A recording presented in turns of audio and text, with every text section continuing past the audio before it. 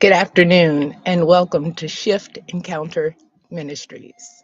I'm Reverend Dr. Anese Collier, and I am so excited, as always, to come to you. But today I'm coming in the middle of the afternoon just to speak life to you and to myself. This struck me like a mighty wind, no pun intended. I was thinking about Mark 4:39.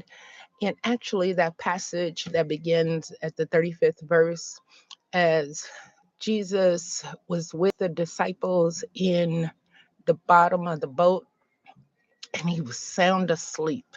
And before then, he was on the shore after he was teaching, and he was speaking about the parables of the sower and the seeds, and the disciples has asked him, why does he teach in parables? And he was saying that it was the way in which he spoke that the people would understand, because had he spoke any other way, that maybe they wouldn't understand. And then he went on to talk about the mustard seed, and that's just how much faith we need, just a little bit, and a little bit would go a long way. And the type of ground that would be fertile for the way our faith would grow, right?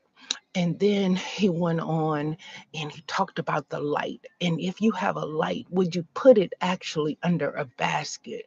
Because the light would then be able to illuminate and give off to others.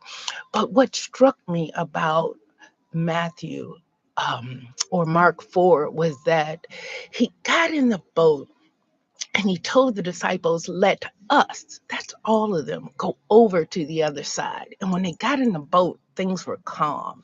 And much like our lives, sometimes we begin off and we say, hey, I'm going to go do this, that, and the other, the third. And we're going to start off and things look good. And we began to start on this journey. And when we get right in the middle of something, everything goes kaboom and it blows up in our face, much like the disciples. But somehow in their minds, they forgot about what Jesus told them. Let us go over to the other side. That was a guarantee that they would make it to the other side. And somehow when we receive the vision or the mission that we would actually finish and make it over to the other side, that things would be well. So no matter what happened in the middle, like this midday, we're going to make it to the end. So when the storm happened, Jesus was sound asleep. Sometimes we can just sleep and rest and know that Jesus has us. He has us in the palm of his hands.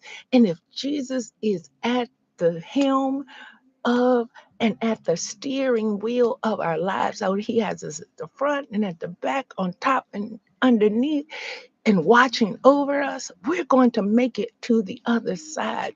And when they woke him up, they said, Master, do you care that we perish?